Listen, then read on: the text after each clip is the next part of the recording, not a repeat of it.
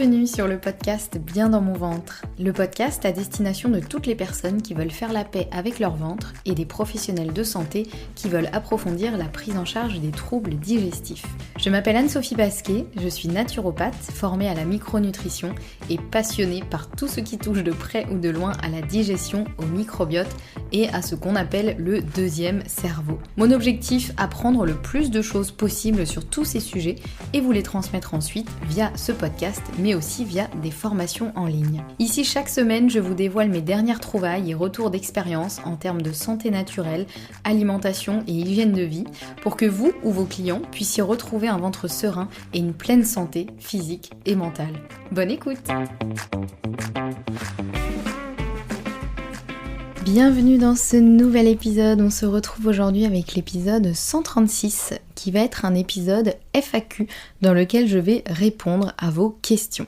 Cet épisode est soutenu par Pianto, un complément alimentaire qui apporte les bienfaits de la fermentation, concentré de nutriments et riche en magnésium pour un bien-être au quotidien, dont je vous reparle en fin d'épisode. Je vous fais cet épisode un petit peu différent de d'habitude, ça faisait longtemps que j'avais fait une petite FAQ, tout simplement parce que le 15 décembre dernier c'était mon anniversaire, rien que ça. Et donc je me suis dit que c'était un peu l'occasion de vous faire un épisode un petit peu plus partage perso et de répondre à vos questions. Donc je vous ai demandé sur Instagram, sur le groupe WhatsApp également, mon groupe WhatsApp privé, si vous n'y êtes pas encore, n'hésitez pas à le rejoindre, je vous mets le lien en description de cet épisode, j'y partage un peu mes coups de cœur, mes actus, etc.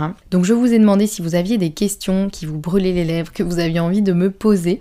Et j'ai eu pas mal de questions intéressantes auxquelles je vais répondre dans cet épisode. Donc vous allez le voir, on va parler à la fois de parcours professionnel, de spasmophilie également, de détente, de consultation de naturopathie et de pas mal de choses. Donc vous allez voir que ça va être à la fois quand même assez orienté pro et un petit peu de perso. Donc, la première question a été posée par Suzanne qui me dit « J'aimerais que tu nous racontes un peu sur ton parcours, pourquoi tu as décidé de te former comme naturopathe, à part le fait que tu avais un syndrome digestif, dans mon souvenir le côlon irritable, c'est bien ça, Suzanne. Bref, je trouve toujours intéressant de comprendre quel a été le déclic pour changer de vie ou choisir un métier. » Et effectivement, Suzanne me précise, je sais que tu en as déjà parlé sur le podcast et aussi chez Wellness Impact, mais est-ce que tu peux approfondir un petit peu plus ? Effectivement, je suis déjà un petit peu revenue sur mon parcours professionnel et ce qui m'a amené à la naturopathie dans plusieurs épisodes que je vous remettrai aussi en description de celui-ci. Et je vous en parlais aussi un petit peu dans l'épisode 134 sur comment lancer son activité de naturopathie. Mais justement, j'ai trouvé la question de Suzanne intéressante parce qu'effectivement, c'est aussi un petit peu la réponse à la question de pourquoi je fais ce que je fais aujourd'hui. J'en ai aussi parlé un petit peu dans un épisode. Mais ça faisait longtemps que j'en avais pas parlé, donc voilà, je trouvais intéressant de vous re-raconter tout ça. Donc, effectivement, moi j'ai découvert la naturopathie en faisant des recherches sur mes troubles digestifs et sur le syndrome de l'intestin irritable, effectivement. Mais c'est vrai que quand j'ai découvert la naturopathie, la réponse logique peut-être en découvrant tout ça aurait été peut-être d'aller juste consulter un ou une naturopathe, mais moi à partir du moment où j'ai découvert ça, pour moi ça a été une évidence, je me suis vraiment dit je veux me former à ça, je veux vraiment tout savoir sur la naturopathie, j'ai envie de tout comprendre et pas juste de me faire accompagner par une ou un naturopathe. Parce que clairement moi j'adore comprendre les choses, j'adore apprendre de nouvelles choses, j'adore comprendre. Que ce soit des choses très terre à terre, mais aussi des choses peut-être plus de l'ordre plus psychologique. Pourquoi on agit comme ça, pourquoi. Et il n'y a rien de pire pour moi que de ne pas comprendre quelque chose. Et quand j'ai découvert justement grâce à la naturopathie au début, grâce à mes premières recherches sur le sujet, quand j'ai commencé à comprendre que ce que l'on mange, notre état de stress, le fait de faire du sport ou non, notre environnement, tout ça, ça impacte notre santé, j'ai voulu tout savoir sur ça, j'ai voulu vraiment tout comprendre, je voulais absolument avoir toutes les infos, comprendre à la fois comment fonctionne le corps humain, Déjà quand j'étais petite, je posais tellement de questions sur tout ça à ma mère qu'elle arrêtait pas de me dire que j'avais qu'à faire médecine et je comprendrais tout ça parce qu'elle avait pas forcément les réponses à tout, j'avais vraiment beaucoup de questions. Mais moi ça m'a jamais attiré les études de médecine parce que je voulais pas devenir médecin ni m'engager dans ces études si longues et houleuses. Honnêtement je connais plusieurs personnes qui ont fait des études de médecine, moi je pense que je n'aurais pas survécu, hein, clairement, de par la charge de travail mais aussi de par, je trouve, tout l'univers qu'il y a autour des études de médecine. C'est quand même un univers très particulier qui, moi, ne m'attirait pas du tout. Mais justement, la naturopathie, pour moi, c'était vraiment le moyen, sans devenir médecin, de comprendre comment fonctionne le corps humain. Et puis aussi, ce que j'aimais beaucoup dans la naturopathie, c'est que ça ne prend pas que en compte le corps humain, ça comprend aussi vraiment notre environnement au sens très large. C'est-à-dire notre environnement, alors j'ai plus toutes les infos en tête, mais en naturopathie, il y a différentes grilles de lecture, dont effectivement le trait matériel, notre corps humain, mais il y a aussi tout notre environnement, tout ce qui constitue notre environnement au sens très très large, que ce soit émotionnel, matériel, énergétique, tout ce qui peut nous influencer. Et ça, je trouvais ça génial et j'avais vraiment envie de tout comprendre par rapport à tout ça, parce que c'est un sujet qui vraiment n'a de cesse de me fasciner et de me passionner. Et puis je pense que j'avais aussi la volonté d'impacter le monde à mon échelle, parce que quand j'ai compris qu'une très grande partie des maladies pouvaient être évitées ou soulagées avec des méthodes naturelles, avec de l'hygiène de vie par exemple, et ça m'a presque révoltée que cette information elle soit pas plus largement connue.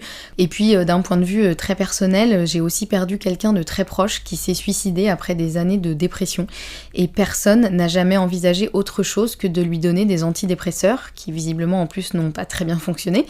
Donc voilà, quand j'ai compris un petit peu tout ça, il y a vraiment eu une espèce de rage qui s'est réveillée en moi, de me dire mais c'est pas possible en fait que ça existe et qu'on ne soit pas au courant, que ce soit pas quelque chose dont on parle en long, en large et en travers partout.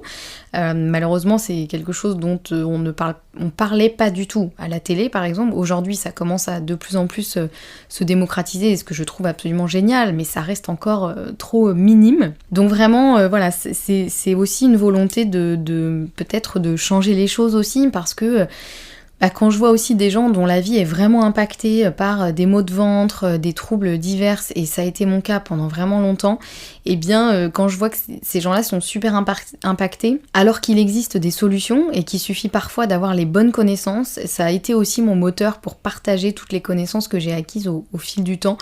Et vraiment, il y a, je pense, cette vraie volonté en moi de changer les choses autant que je peux, à mon échelle. Voilà, c'est un peu presque cette révolte de me dire, mais attendez, c'est pas possible là, qu'on ait ces connaissances-là et que tout le monde ne soit pas au courant, en fait. C'est juste pas possible. Il y a des gens dont la vie, elle est vraiment gâchée à cause de maladies, à cause de troubles fonctionnels, alors qu'il existe des solutions pour ces personnes, mais juste elles n'en ont pas la connaissance et personne leur a dit. Moi, je trouve ça complètement insensé, et donc c'est vraiment ce qui aussi a été mon moteur premier, cette flamme qui continue de brûler en moi, d'essayer de partager au maximum tout ça pour changer les choses, effectivement, autant que je peux à mon échelle. Voilà pour cette question. Une autre question qui m'a été posée, c'est est-ce que tu peux nous faire un update sur la gestion de ta spasmophilie ? Et c'est vrai que c'est une très bonne question parce que j'avais parlé de spasmophilie dans plusieurs épisodes de podcast, parce qu'effectivement j'étais concernée et donc j'avais fait beaucoup de recherches sur le sujet en me rendant compte aussi qu'on était très nombreux et nombreuses à être concernés, mais c'est vrai que j'en ai pas reparlé sur ce podcast, et pourtant c'est un sujet important et dont vraiment souffrent beaucoup de personnes. Il y a effectivement des personnes qui ont carrément des crises de spasmophilie, alors ce qui n'était pas mon cas, mais voilà, des crises de spasmophilie qu'on appelle aussi des crises d'angoisse, voilà, des attaques de panique, mais il y a aussi beaucoup de personnes qui ont juste, entre guillemets, un terrain spasmophile avec des symptômes peut-être moins marqués, mais quand même présents au quotidien ou presque. Donc déjà, pour vous redire un petit peu ce qu'est la spasmophilie, j'ai demandé à mon ami ChatGPT de nous faire une petite définition compréhensible. Donc voici aussi la définition pour celles et ceux qui ne savent pas du tout ce qu'est la spasmophilie. Donc c'est un terme anciennement utilisé pour décrire un ensemble de symptômes variés, souvent liés à un état d'hyperexcitabilité neuromusculaire. Ce trouble, il est plus reconnu visiblement comme une entité médicale officielle dans la plupart des classifications modernes, mais il reste encore un concept utilisé dans certains pays, notamment en France, pour évoquer des troubles fonctionnels difficiles à classer, comme par exemple de la fatigue, des crises de tétanie, de l'anxiété, de l'hyperventilation, des palpitations ou des troubles digestifs. Donc la spasmophilie, ça peut être un peu le truc un peu fourre-tout, dans lequel, un peu comme le syndrome de l'intestin irritable. Vous voyez, à partir du moment où ce sont des troubles fonctionnels et qu'il n'y a pas derrière une maladie, qu'on peut traiter avec des médicaments, et bien en général on a tendance un peu à mettre un petit peu tout dedans. De mon côté, moi le symptôme le plus handicapant à l'époque et qui m'avait vraiment poussé à creuser la question, c'était que j'avais vraiment une oppression au niveau de la poitrine. J'avais l'impression que j'avais un nœud dans la poitrine, que vraiment c'était complètement spasmé au niveau de ma poitrine, donc ça m'empêchait de respirer, c'est-à-dire je m'étouffais pas non plus, mais je n'arrivais pas à prendre une grande inspiration. J'avais vraiment cette sensation un peu d'oppression dans la poitrine qui est vraiment très désagréable et surtout très anxiogène. Moi, ça se manifestait principalement sur ça. De mon côté, pour le coup, j'ai vraiment réussi à réduire énormément mes symptômes, c'est-à-dire que ce symptôme-là, je ne l'ai plus du tout. Ou très peu, c'est-à-dire que ça peut m'arriver de temps en temps, mais alors vraiment de manière très très rare et de manière très légère par rapport à une époque où vraiment j'étais vraiment pas loin de la crise d'angoisse. Voilà, et en général quand ça m'arrive ça dure assez peu de temps et je sais quoi faire et du coup ça s'en va tout seul. Cependant je n'ai pas guéri mon terrain spasmophile, hein. Je pense que j'aurai toujours un terrain spasmophile, hein. Voilà, c'est comme ça, je suis née avec, ou pas d'ailleurs, peut-être qu'il s'est construit plus avec le temps, mais voilà, quand on a un terrain spasmophile, on l'a toujours. Donc j'ai toujours des symptômes aujourd'hui, mais qui vont plus être des symptômes de type nervosité, parfois des troubles digestifs, évidemment, qui sont liés à plein d'autres choses, mais aussi à ça, ou alors des palpitations. Donc ça, c'est quand même quelque chose qui peut assez facilement m'arriver, mais c'est plus des choses qui vont vraiment impacter mon quotidien, au point où je me dise, là, il y a vraiment quelque chose qui va pas, il faut que je fasse quelque chose. Et aussi, ce qui m'arrive encore aujourd'hui, c'est que j'ai quand même souvent l'impression d'avoir tout le temps les muscles contractés. Et je dois parfois me rappeler consciemment de détendre mes muscles. Particulièrement au moment de dormir ou si je fais une relaxation, je dois vraiment me concentrer pour faire muscle par muscle, me dire ok, là tu vas détendre tes épaules, là tu vas détendre ton cou, parce qu'en fait sinon je me rends compte que je suis quasiment tout le temps contractée. Et c'est quelque chose effectivement ça pour lequel j'arrive pas forcément à trouver de solution, c'est surtout au niveau des épaules, mais aussi au niveau des jambes.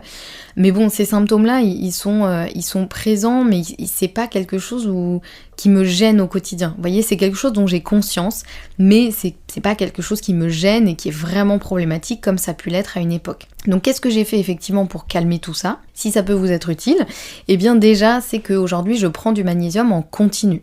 Avant, j'avais tendance à prendre du magnésium sous forme de cure, donc je me faisais une cure de 1 mois, 2 mois, 3 mois, et puis j'arrêtais jusqu'à ce que d'un coup, je me dise, tiens, ça fait longtemps que j'ai pas pris du magnésium.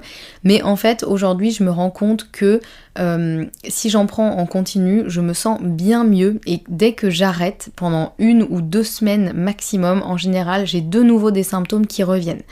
Donc ça a été un peu dur au début à accepter, de me dire mais en fait je vais pas dépendre d'un truc comme ça en permanence, sauf que en fait les résultats sont là. Dès que j'arrête, au bout de 10 jours ou 2 semaines, effectivement je commence à de nouveau avoir des symptômes, la paupière qui saute, des palpitations, etc. Donc en fait j'en prends en continu. Sous différentes formes, j'essaye d'alterner quand même pour ne pas trop me lasser, soit sous forme de poudre, soit sous format liquide avec certains compléments, soit sous forme de gélule. Donc j'essaye d'alterner. Par contre, j'essaye toujours de privilégier le bisglycinate de magnésium, qui est une des formes les plus biodisponibles, ou alors du citrate. Ou alors des formes biodisponibles comme par exemple dans le Pianto, qui est un complément alimentaire dont je vous parle souvent.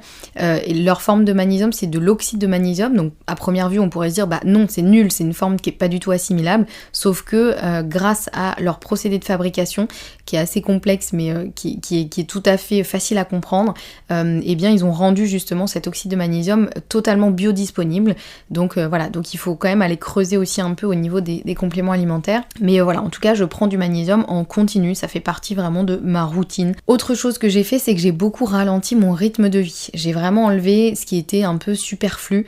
Aujourd'hui, je travaille raisonnablement, mais pas de manière acharnée. C'est-à-dire que vraiment, j'ai un volume horaire qui est tout à fait raisonnable, qui est tout à fait respectueux de mon rythme. J'ai des sollicitations sociales raisonnables aussi, c'est-à-dire que contrairement à une époque où je sortais tous les soirs, j'avais toujours un dîner entre amis, un événement, un truc. Aujourd'hui, c'est quand même beaucoup plus rare et ça me va très bien parce que j'adore voir mes proches, j'adore voir mes amis, mais je ne peux pas avoir des sollicitations sociales comme ça tous les jours ou trop fréquemment. Ça me demande trop d'énergie et vraiment, je sens que ça ne me convient pas au niveau de mon rythme. Je ne bois quasiment pas d'alcool. Je dois boire honnêtement un verre de vin tous les 2 ou 3 mois, je pense. Et aussi, donc ça joue aussi, parce que l'alcool est forcément aussi un facteur de stress pour le corps. Hein. C'est pas quelque chose qui est bénéfique pour la santé, on va pas se mentir. Et aussi, je ne me rajoute pas des charges mentales inutiles, j'ai vraiment simplifié les choses. Et donc aujourd'hui, je me sens vraiment plus sereine dans mon quotidien. Et ça, c'est un élément qui est absolument indispensable. Un élément aussi, c'est que je coupe aussi les écrans le soir et je passe vraiment très peu de temps sur les réseaux sociaux au quotidien. Et je garde vraiment du temps pour faire des activités qui me détendent, dont on va reparler dans la question d'après. Mais voilà, ça c'est un point qui est important parce qu'on aura beau prendre tout le magnésium qu'on veut, si on a un rythme de vie qui est complètement déconnant par rapport à nos besoins, qui est complètement speed, où on passe notre temps à courir partout, alors que nous on a besoin quand même d'avoir des moments de calme, de respiration, etc. Eh bien ça servira à rien. Donc c'est important aussi d'avoir un rythme de vie qui correspond aussi à vos besoins, à vos envies et à ce qui vous correspond vraiment à vous. Un autre point aussi, c'est que j'ai travaillé beaucoup sur les carences que je pouvais avoir en fer, en iode, etc. Parce qu'il faut savoir qu'une carence, elle aura forcément un impact large sur le corps.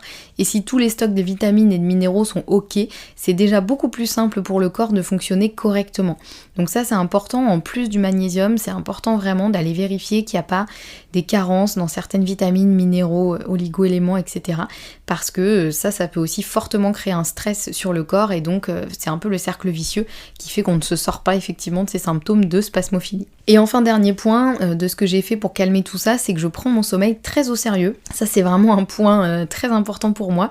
Donc je me couche tôt, vraiment tôt, sans écran. Vraiment, je coupe les écrans en général vers 20h. Et je fais tout mon possible pour avoir des nuits les plus réparatrices possibles, tout simplement parce que le manque de sommeil, c'est un des pires amplificateurs de la spasmophilie, notamment par le stress qu'il engendre et par aussi cet effet de fuite un peu de magnésium et d'autres minéraux qui peut vraiment créer un déséquilibre et donc amplifier les symptômes de la spasmophilie. Donc voilà un petit peu pour tout ça par rapport à un update sur la gestion de ma spasmophilie. Une autre question qui m'a été posée par SuzyQ34 sur Instagram, je crois, qui est: à part le coloriage, que fais-tu pour te détendre? Parce qu'effectivement, dernièrement, j'ai beaucoup partagé sur Instagram que j'avais une passion pour le coloriage. C'était vraiment mon activité détente où je pose mon cerveau et juste je colorie. Je ne pense à rien d'autre, en tout cas pas à ma to-do list. Et donc il y a effectivement cette activité-là où j'aime beaucoup aussi faire du coloriage avec des numéros. Vous voyez, comme ça les couleurs sont déjà prédéfinies. J'ai pas à me dire est-ce que ça je le colorie en bleu, en rose. Non, en fait je suis les numéros qui correspondent à différentes couleurs et comme ça vraiment j'ai rien du tout à penser. Donc ça j'adore. Mais sinon, il y a vraiment une activité, moi, qui est absolument primordiale pour moi et qui me nourrit énormément, qui me détend et que j'adore par-dessus tout, c'est la lecture. Si je pouvais passer tout mon temps libre à lire, je le ferais. Et je lis quand même déjà énormément, mais j'adorerais pouvoir lire encore plus. Donc ça, c'est vraiment mon activité préférée et je lis aussi bien des romans fantastiques que des livres de développement personnel, que des livres scientifiques sur la santé, etc. J'aime vraiment lire un peu de tout, mais voilà, la lecture, c'est vraiment mon dada à 100%. Je fais aussi du crochet. Je me suis mis au crochet il y a à peu près 1 an et au début ça a été vraiment catastrophique. J'ai failli arrêter en me disant bon, on va arrêter le carnage, on arrête tout. Mais je me suis acharnée et je suis très contente parce qu'aujourd'hui j'arrive à faire des choses plutôt chouettes en crochet, notamment ce qu'on appelle des amigurumi, je crois, des petits animaux par exemple en crochet ou des créations, des trucs comme ça, des sacs, des trucs. Voilà, j'essaye de m'amuser, je me mets pas trop de pression, j'essaie juste de faire des trucs qui m'amusent et qui me font du bien. Et j'avoue que cette activité un peu répétitive, je trouve ça ça génial pour le cerveau, ça me permet vraiment de poser mon cerveau, de me laisser emporter par le rythme assez répétitif de tout ça. Et donc j'adore. Je fais aussi un peu de dessin, de peinture aquarelle, ça j'ai plus de mal à m'y mettre parce que ça demande plus de créativité, donc ça me demande beaucoup plus de travail de cerveau et moi j'ai un petit problème avec ça dans le sens où souvent j'ai une idée de ce que je voudrais obtenir et je n'y arrive pas du tout, donc ça m'énerve. Donc voilà, en termes d'activité détente, il faut quand même que ça reste du côté détente, mais c'est vrai que j'adore effectivement le dessin, la peinture, particulièrement à l'aquarelle, voilà, j'adore ça. J'écris aussi pas mal, c'est quelque chose que je fais assez régulièrement, pas du tout tous les jours, mais dès que j'en ai besoin, que ce soit pour écrire sur un problème qui me prend la tête ou au contraire sur tout ce qui va bien dans ma vie, j'adore écrire, ça me permet aussi vraiment de sortir les choses de ma tête et ça me fait beaucoup de bien. Et globalement j'essaie de faire des choses vraiment qui n'impliquent pas d'écran autant que possible. Je vais pas vous mentir, il m'arrive parfois de regarder un tuto sur internet pour faire un dessin ou un truc au crochet ou voilà, mais j'essaye vraiment de faire des choses justement qui n'impliquent pas d'écran parce que les écrans ont quand même tendance un peu à exciter le système nerveux et donc je sens que ça me détend beaucoup plus quand je fais des choses qui ne sont pas du tout liées à un écran. Et puis aussi un autre point qui est absolument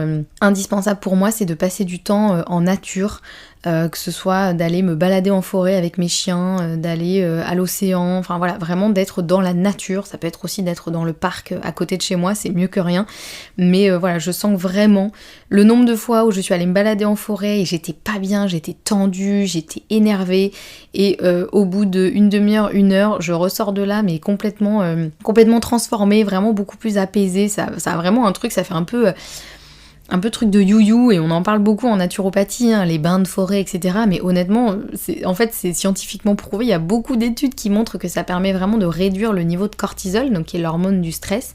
Et moi je trouve que vraiment, il n'y a rien de mieux d'aller passer du temps en nature, ça fait un bien fou. Et puis aussi, dernier élément, pour me détendre, ce qui marche aussi, c'est de bouger, donc de faire de la marche, du yoga, du sport cardio aussi, même si là, honnêtement, j'avais un peu lâché pendant ma période d'épuisement dont je vous parlais dans certains épisodes auparavant. Voilà, c'est quelque chose que j'ai vraiment envie de reprendre, mais j'y vais doucement parce que cette grosse période d'épuisement, elle m'a quand même un peu traumatisée, j'ai pas envie de retomber dedans, donc voilà, ça a manié aussi avec précaution, mais forcément ça joue énormément aussi sur le système nerveux, ça permet vraiment d'évacuer le stress, de sécréter des endorphines, donc c'est aussi génial pour ça. Une autre question qui m'a été posée par Guillaume qui est: as-tu une appréhension à tes premières consultations à franchir ce pas ? Oh là là, si vous saviez. Mes premières consultations, honnêtement, j'étais persuadée que j'en étais incapable. Et j'étais stressée, mais comme rarement dans ma vie. C'est vraiment, mais alors déjà, je savais que je voulais pas forcément développer les consultations, que c'était pas le format sur lequel j'avais envie de me baser pour pratiquer la naturopathie, mais c'est quand même un passage obligé et c'est quand même un très bon format pour faire de la naturopathie. Et de toute façon, quand on se forme à la naturopathie, on est obligé de faire des consultations, ça fait partie de la pratique, et ce que je trouve très bien. Mais vraiment, j'étais tellement stressée, je me disais que j'en serais incapable. Vraiment, j'étais sûre que j'en étais pas capable et que ça n'allait pas du tout être possible pour moi. Et puis finalement, c'est un peu comme pour tout, c'est vraiment en pratiquant que tout devient facile, que tout devient plus facile en tout cas. Et vraiment ce que je fais aujourd'hui, quand je panique à l'idée de faire quelque chose de nouveau, déjà je me rappelle de ça, je me rappelle que tout devient plus facile en pratiquant, et surtout, pour vous partager un truc un peu perso, je me rappelle le moment où j'ai appris à conduire. Je crois que je vous en ai déjà parlé dans un autre épisode, mais vraiment je me souviens qu'au début où j'ai appris à conduire, je me disais que c'était impossible pour moi, que c'était trop dur et que malgré le fait que tout le monde y arrive, eh bien moi je n'y arriverais pas. Je me disais vraiment c'est comme ça, en fait tout le monde y arrive, mais moi je dois être différente, je ne sais pas, mais moi je n'y arriverai pas, c'est juste pas possible, c'est beaucoup trop dur. Et vraiment j'en étais persuadée. Je me souviens à ma première leçon de conduite, je me suis tournée vers le moniteur et je lui ai dit je pense qu'on va s'arrêter là, je n'y arriverai jamais, autant s'arrêter là tout de suite, je vais pas vous faire perdre votre temps. Heureusement j'étais face à quelqu'un quand même de très sympa et qui m'a dit mais non mademoiselle, vous allez tout à fait y arriver, il y a aucune raison que vous n'y arrivez pas, on va prendre le temps qu'il faut. Il a été hyper patient, il m'a expliqué les choses et finalement j'ai réussi et aujourd'hui j'arrive à conduire. Donc c'est une anecdote vraiment toute bête mais qui vraiment me suit dans ma vie, souvent, quand je me dis, voilà, il y a quelque chose, je me dis, mais ça, j'en suis pas capable, je n'y arriverai pas. Surtout quand c'est des choses où il y a beaucoup de personnes qui y arrivent. Je me dis, bon, attends, quand même, si toutes ces personnes y arrivent, il n'y a pas de raison que je n'y arrive pas. Donc aujourd'hui, quand je galère à faire un truc nouveau, j'essaye de me rappeler ça. Et bah, ça fonctionne parce que, par exemple, pour les consultations, aujourd'hui, je n'ai aucune appréhension. Si je dois faire une consultation, il n'y a pas de souci, je vais pas avoir le trac, je vais pas me dire, oh là là, c'est horrible, je vais jamais y arriver. En fait, j'en ai tellement fait maintenant que il n'y a aucun problème, je sais que quelle que soit la situation, la problématique de la personne, je trouverai un moyen de l'aider. Et même si j'ai affaire à une personne qui est pas facile ou qui est... Enfin voilà, il y a plein de situations qui peuvent être un peu délicates. Aujourd'hui, vraiment, j'ai plus aucune appréhension, mais vraiment au début, vous n'avez pas idée de à quel point j'ai stressé. Si ça peut vous aider, si vous aujourd'hui vous êtes dans ce cas-là et vous vous dites non mais c'est pas possible, il y a que moi qui suis comme ça et tout le monde y arrive et pas moi, vraiment si ça peut vous rassurer, dites-vous que je suis passée par là. Une autre question qui m'a été posée par Nat qui me dit « Les conseils partagés ont des impacts sur notre quotidien et nos interactions avec les autres, famille, conjoints, amis, collègues. Pourriez-vous nous partager comment vous présentez, gérer cela avec votre entourage non sensibilisé à la naturopathie par exemple ?» En gros, comment je fais effectivement, parce que moi j'ai quand même une hygiène de vie qui est assez particulière, on va dire, par rapport à la norme, si on peut appeler ça la norme. Donc en gros la question c'est vraiment de ce que j'ai compris, comment je fais par rapport aux personnes qui sont pas sensibilisées à ça et qui peuvent me trouver un peu bizarre ou qui peuvent ne pas trop être d'accord avec ça. Et c'est une très bonne question parce que je me suis rendu compte qu'effectivement, au début de mes changements alimentaires, je m'excusais beaucoup. J'avais peur de déranger, donc je traitais ça un peu avec humour, mais je disais souvent désolée, je suis un peu la relou de service, ou voilà, enfin j'avais tendance à un peu me flageller, on va dire, un petit peu par rapport à ça, de dire bah désolée, c'est vrai que moi je mange pas de ça, ou moi je mange différemment, désolée, voilà, c'est moi la relou. Et honnêtement, aujourd'hui, je n'en ai plus rien à faire. Honnêtement, aujourd'hui, je ne m'excuse plus du tout d'avoir une alimentation différente. Et si ça ne plaît pas à quelqu'un, eh bien j'ai envie de dire tant pis pour lui ou pour elle. Et ça, c'est quelque chose qui a mis du temps, et encore aujourd'hui, je peux avoir par exemple tendance à dire ah oui, désolé, moi je mange pas de gluten, voilà. Mais finalement, je me reprends et j'enlève le côté oui, désolé. En fait, c'est mon choix. J'ai choisi aujourd'hui de ne pas manger de gluten, de ne pas manger de produits ultra transformés dégueulasses. Pardon, non, là c'est une critique, je retire ce que j'ai dit, mais voilà, je choisis aujourd'hui, je ne mange pas de viande non plus, donc effectivement, je sais que ça peut être très compliqué si je suis invitée à manger, par exemple, parce que je mange pas de gluten, etc. Alors, je mets tout le monde très à l'aise dès le début en disant vraiment, ne te prends pas la tête, je ramène ce qu'il faut si besoin, enfin vraiment, je n'oblige personne à me faire à manger absolument comme j'ai envie, ou voilà, je mets vraiment tout le monde à l'aise, mais par contre, je ne m'excuse pas. Tout simplement parce que en fait j'ai fait ces choix pour ma santé et surtout je laisse chacun faire ce qu'il veut ou ce qu'elle veut. Donc en fait j'en attends autant des autres. C'est-à-dire que les personnes qui continuent à manger des trucs ultra transformés, qui mangent des choses que moi je ne mange pas, je ne vais pas les pointer du doigt en leur disant tu devrais pas faire ça, c'est mal, tu sais que tu te fais du mal à la santé, etc. Vraiment, je laisse tout le monde faire ce qu'il ou elle veut. Bon, à part mes proches à qui je peux effectivement me permettre de faire quelques réflexions, mais globalement, je pars de ce principe-là, en fait, chacun fait ses choix, et du coup, bah, j'en attends des autres que ce soit pareil pour moi, j'en attends des autres qui me disent pas « Ah, t'es relou à pas manger des trucs ultra transformés » ou « T'es relou à pas manger de gluten », voilà. En fait, je pars du principe que chacun fait ce qu'il veut tant que ça ne dérange personne. Si les gens sont curieux et ont des questions, j'y réponds avec plaisir, mais vraiment, à côté de ça, je n'en ai rien à faire de si quelqu'un n'est pas d'accord avec moi, ou voilà. Mais je dis ça aujourd'hui, honnêtement, ça n'a pas toujours été le cas, donc je dis pas ça en vous disant n'en ayez rien à faire si quelqu'un vous fait une remarque ou quoi, parce que vraiment pendant des années, je l'ai un peu mal vécu, je me suis sentie un peu mal, je m'excusais, etc. Aujourd'hui, honnêtement, c'est plus du tout le cas, et je pense que peut-être que les gens le sentent parce qu'effectivement, aujourd'hui, personne ne me fait de remarques. En fait, même les gens qui me rencontrent pour la première fois et à qui ne savent pas forcément que je mange pas de gluten, je mange pas de viande, etc., si ça vient dans la conversation, ils me font pas de remarques, quoi. Ils vont pas me dire « Ah ouais, mais c'est bizarre, pourquoi tu fais ça, t'as pas peur de ça ?» En fait, peut-être que inconsciemment, de la façon dont je le dis, ils doivent le sentir, mais en tout cas, effectivement, j'ai pas du tout de remarques par rapport à ça. Et de même pour mon hygiène de vie, c'est vrai qu'effectivement je me couche très tôt, je bois quasiment pas d'alcool, donc il y a certaines fois où je vais refuser des invitations parce que je sais que ça va être par exemple une grosse soirée hyper alcoolisée où forcément on va se coucher hyper tard, bah en fait juste moi ça me correspond pas ce genre de soirée, donc effectivement je peux refuser ce genre d'invitation, même si honnêtement j'en ai assez peu, puisque mon entourage me ressemble quand même beaucoup, donc j'ai pas trop ce genre d'invitation, mais j'ai aucun problème avec ça. Et par contre, si j'ai envie effectivement de voir la personne et que ça me fait plaisir de la voir, je vais pas hésiter à lui proposer autre chose, à lui dire bah écoute non, je pourrais pas être présent à cette soirée-là par exemple, mais ça me ferait très plaisir de te voir, on se prend un café ou voilà, enfin.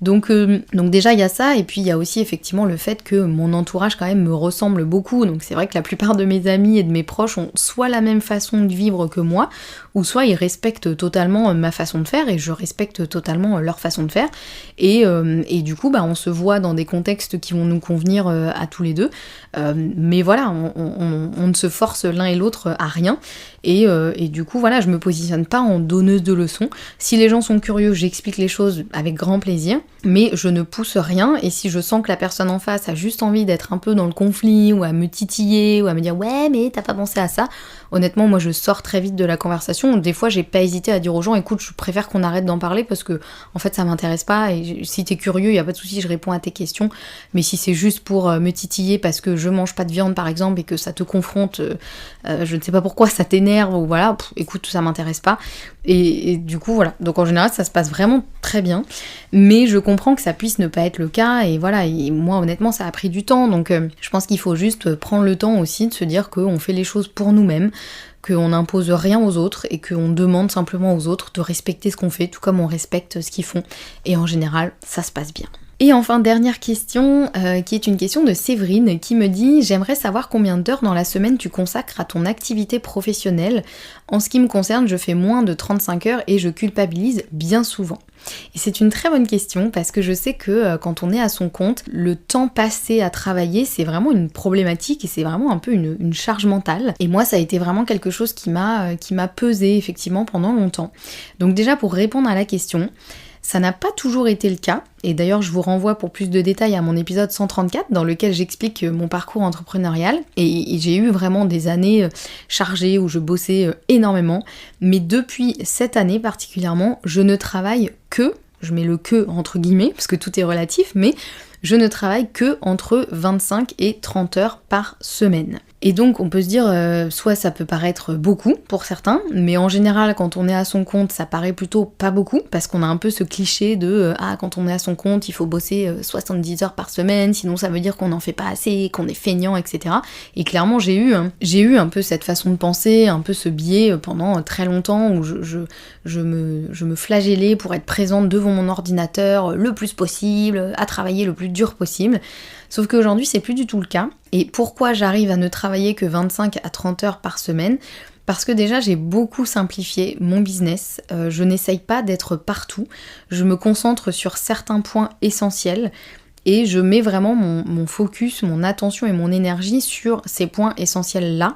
Et j'ai arrêté d'essayer de faire tout le temps. Donc il y a plein de choses que du coup sur lesquelles j'ai dû un peu renoncer, mais ça m'a vraiment pas beaucoup coûté.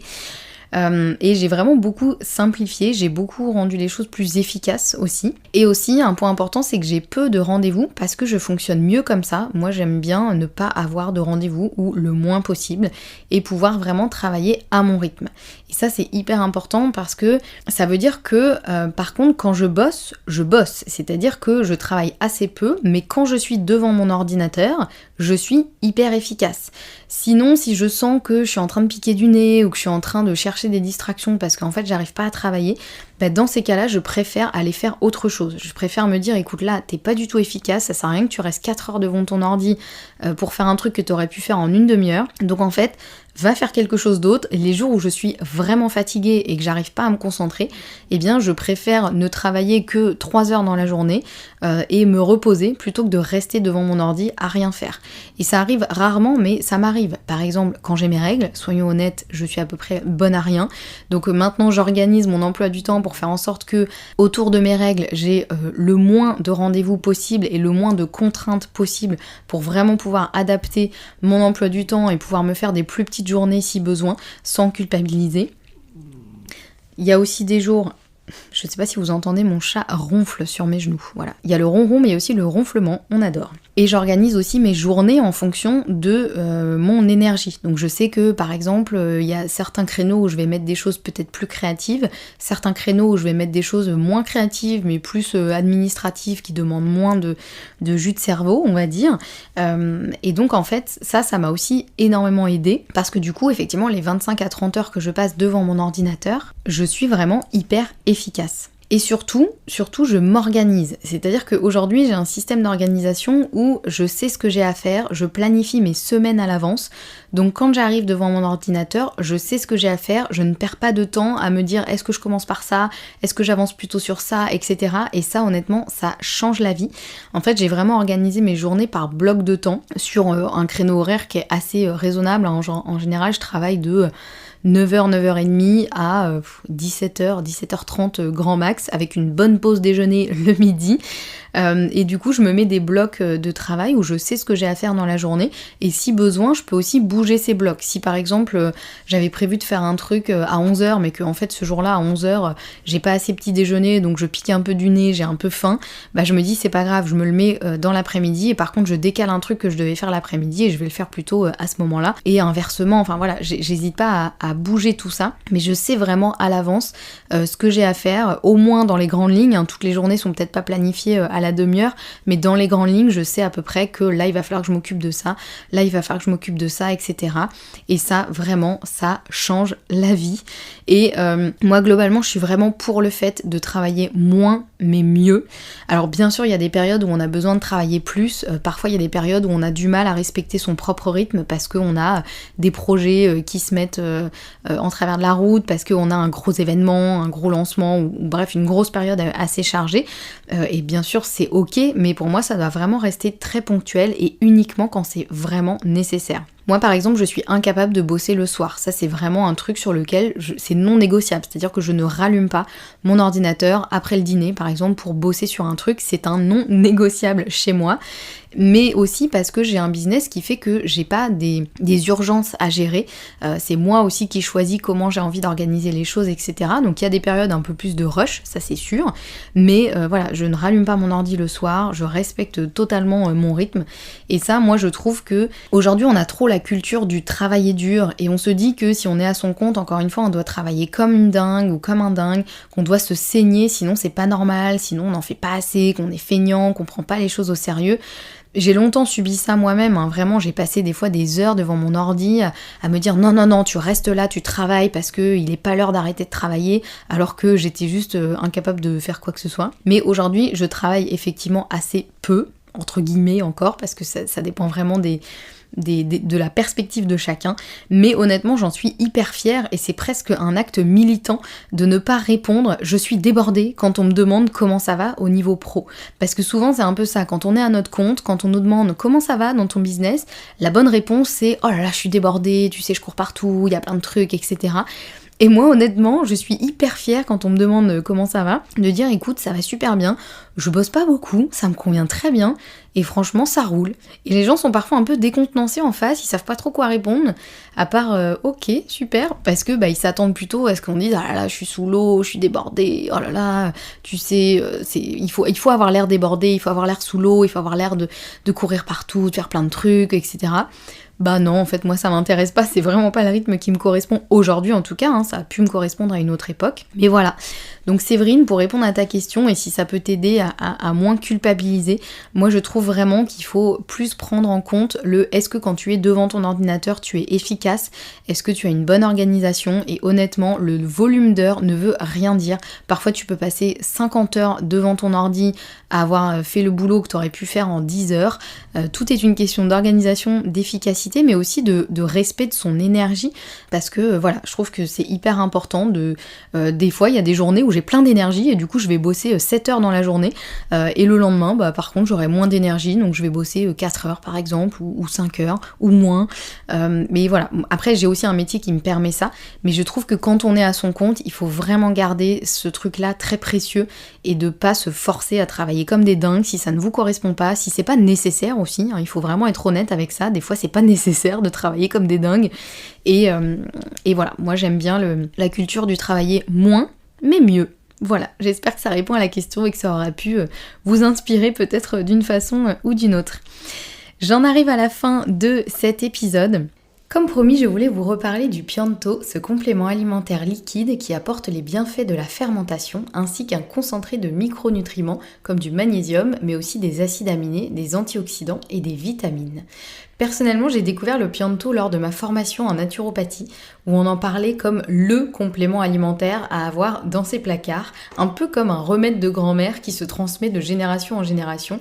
Et pour cause, le Pianto existe depuis plus de 65 ans. Et effectivement, le Pianto, c'est un peu le complément alimentaire à tout faire, qui va agir comme un vrai soutien de l'organisme au quotidien, mais aussi dans les périodes un petit peu plus compliquées comme la convalescence, une grande fatigue, une dénutrition, un âge avancé ou une période de sport intense par exemple. Sa grande richesse en magnésium, manganèse, vitamine B, acides aminés essentiels, enzymes, antioxydants et postbiotiques en fait un véritable allié de votre santé. Sa fabrication prend plusieurs mois et se découpe en 3 phases, la fermentation, la lyse et la concentration, ce qui le rend à la fois très digeste et bourré de micronutriments. Un vrai remède de grand-mère. Et pour apprécier pleinement Pianto, vous pouvez bénéficier de 10% de réduction avec le code Pianto10. J'espère qu'il vous aura plu, j'espère que vous aurez tiré de tout ça peut-être des enseignements, des informations, des choses intéressantes pour vous. Si vous avez d'autres questions à me poser, n'hésitez pas à venir me les poser sur Instagram. Je suis toujours ravie de vous lire et ravie d'avoir vos retours sur les épisodes. Si vous aimez ce podcast aussi, n'hésitez pas à le soutenir en mettant une note et un commentaire sur votre plateforme d'écoute préférée. Nous, on se retrouve la semaine prochaine et en attendant, prenez bien soin de vous.